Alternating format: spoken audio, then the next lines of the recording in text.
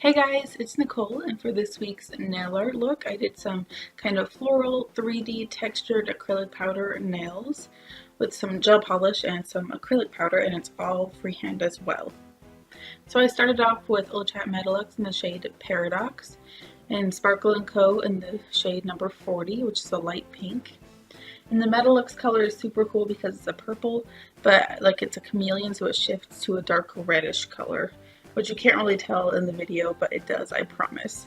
So I applied 3 coats of each color to my nails, and then I cured it for 30 seconds, and then I'm taking black canvas by finger paints, and I'm using that to make 2 French tips on my middle 2 nails.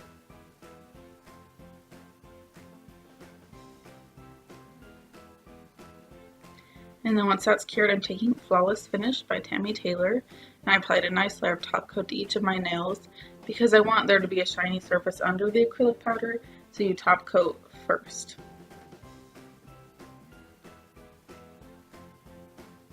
And then once that was cured, I removed the tacky layer, and then I went in with the same black polish, and on my purple nails I created this kind of mandala kind of image at the base of my nails with some little dots going up the top.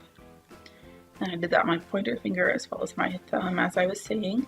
And then afterwards, in order to do the design, you don't cure it right away. Instead, you take acrylic powder. So I'm using some black acrylic powder by Tammy Taylor right here.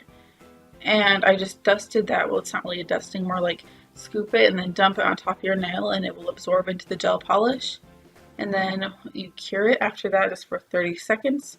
And it'll harden and become textured like the sweater nails do, because that's the same technique. So I dusted off the excess powder, and then I went in with a nylon brush as well.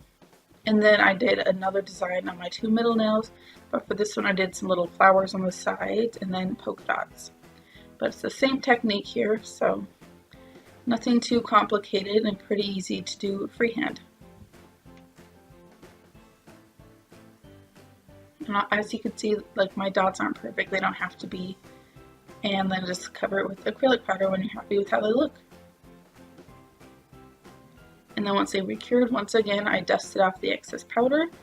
And then this is my finished nail art look. Hope you enjoyed this tutorial. I think this is a super cute look, and I'm loving the kind of sheer and textured black look you get from this. And I'll see you later. Bye!